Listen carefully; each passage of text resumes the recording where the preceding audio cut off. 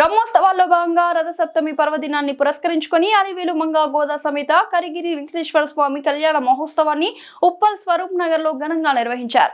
ఈ కళ్యాణ మహోత్సవంలో ఆలయ ధర్మకర్త శ్రీమాత్ కందాడి శ్రీనివాసాచార్యులు, ప్రధాన అర్చకులు రాఘవాచార్యులు, కాలనీ అసోసియేషన్ అధ్యక్షుడు Srinivas Goud, general secretary Venkateswara Reddy, association సభ్యులు, ఇతర కాలనీల ప్రజలు పాల్గొన్నారు.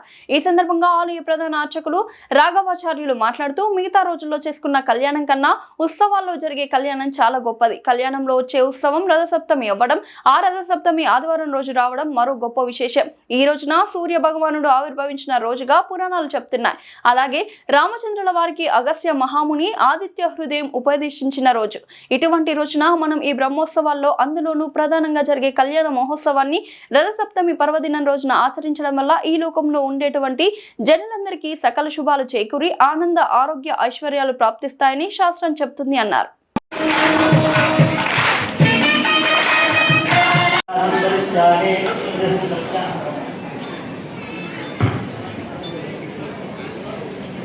ఇక్కడ కూడా ఇది కూడా అంతేనండి. ఆడవాళ్ళు చాలా మంది అందరూ ఉన్నారని అర్థం లేదు. ఎందుకంటే ముందే చెప్పాను, మనుస్మృతి మన వివాహ ప్రక్రియ అంతా కూడా ఇప్పుడు మనం ఏ మన్వంతరంలో ఉన్నాం, వైవస్వత మన్వంతరే దానిలో ఈ మంగళసూత్ర ధారణ కూడా ఉంది. ఇక్కడ కూడా ఆడవాళ్ళకి పంచవరాలు. ఏమిటా వరాలు? నుదుటిన్న బొట్టు ఎప్పుడు కూడా జుట్టు ఎరబోసుకుని ఉండకూడదు, ముడి వేసుకుని ఉండాలి, లేదా జడ వేసుకుని ఉన్నా పర్వాలేదు, కానీ గుర్రంతో కూతున్నట్టుగా ఏళ్ళకి ఇంట్లో ఉంచుకోకూడదు.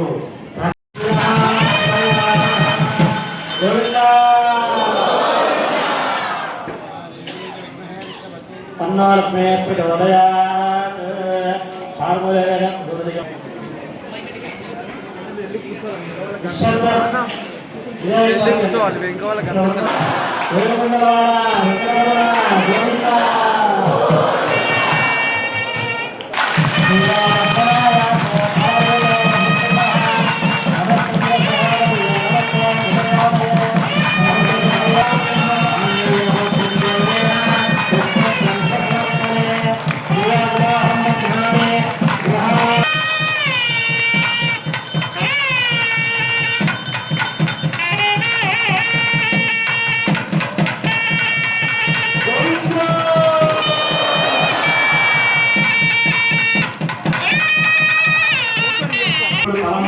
తలంబరాలు అయిపోయిన తర్వాత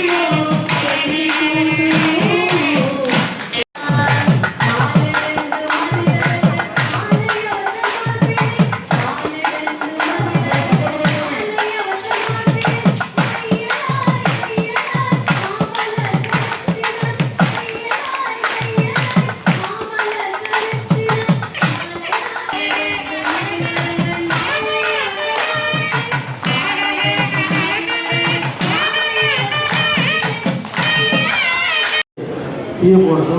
ప్రధానంగా మంగళసూత్రం భర్త యొక్క ప్రాణ, పాన, జ్ఞాన, ఉదాన ప్రాణాలు, పంచప్రాణాలు, పంచ ఉప ప్రాణాలు లోపల గాలి రూపంలోనే ఉంటాయి.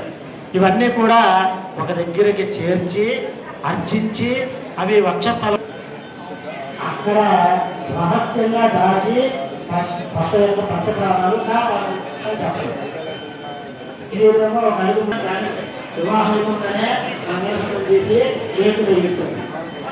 గుళ్ళోకి వచ్చి అమ్మ ఈరోజు శ్రావణ శుక్రవారం కదా, పూజ అయింది, మీకు ఎవరికి పెళ్ళిందో తెలియదు, ఎవరికి కాలేదో తెలియదు, తల్లి ముగ్గురు మనవాళ్ళు ముగ్గురు వస్తారంట.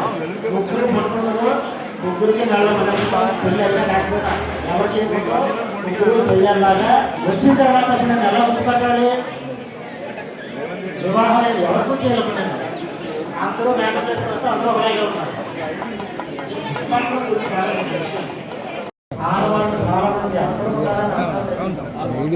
ఏమిటి అవరాలు కుదురుకున్న బొట్టు కొక్కు బొట్టే పెట్టుకోవాలి, చేతి వేసుకుని లేదా జడ వేసుకున్నా పర్వాలేదు, కానీ కుటుంబంలో ముందుగా వేలాన్ని తీసుకోకూడదు.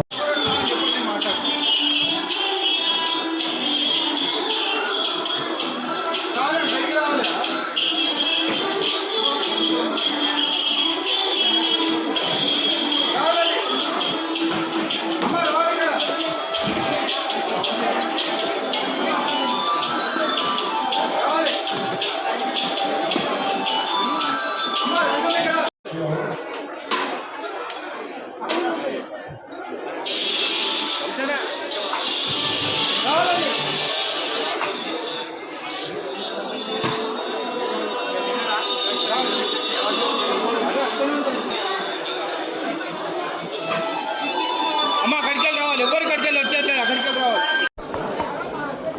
వెంకటాద్రి సమం స్థానం బ్రహ్మాండే నాస్తి కించన వెంకటేశ సమో దేవో న భూతో న భవిష్యతి. జై శ్రీమన్నారాయణ. భగవద్బంధువులారా, ఈ యొక్క మాఘమాసంలో రథసప్తమి పర్వదినం నాడు ఉప్పల్ స్వరూప్ నగర్లో వెంచేసి ఉన్న అలర్మేల్ మంగా గోదా సమేత శ్రీ కరిగిరి వెంకటేశ్వర స్వామివారి దేవాలయంలో పాంచాన్య దీక్షలో సంకల్పం చెప్పుకున్న బ్రహ్మోత్సవాల్లో ఈరోజు మనం ప్రధానమైనటువంటి 3వ రోజు కళ్యాణ మహోత్సవాన్ని జరుపుకున్నాం. కళ్యాణం మిగతా రోజుల్లో చేసుకునేటువంటి కళ్యాణం కన్నా ఉత్సవాల్లో జరిగేటువంటి కళ్యాణం చాలా వైభవం. అలాగే ఆ ఉత్సవాల్లో వచ్చేటువంటి కళ్యాణం రథసప్తమి రోజు అవ్వడం, ఆ రథసప్తమి ఆదివారం రోజు రావడం మరొక గొప్ప విశేషం. ఈ రోజునే సూర్య భగవానుడు ఆవిర్భవించాడని మనకు పురాణాలు చెప్తున్నాయి. అలాగే రామచంద్రుల వారికి అగస్త్యుల వారు ఆదిత్య హృదయాన్ని ఉపదేశం చేసినటువంటి సుదినం.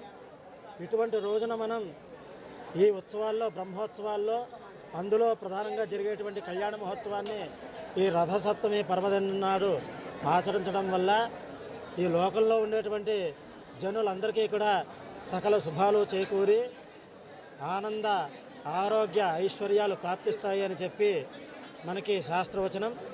అలాగే వైభవంగా ఈరోజు జరుపుకున్నాం.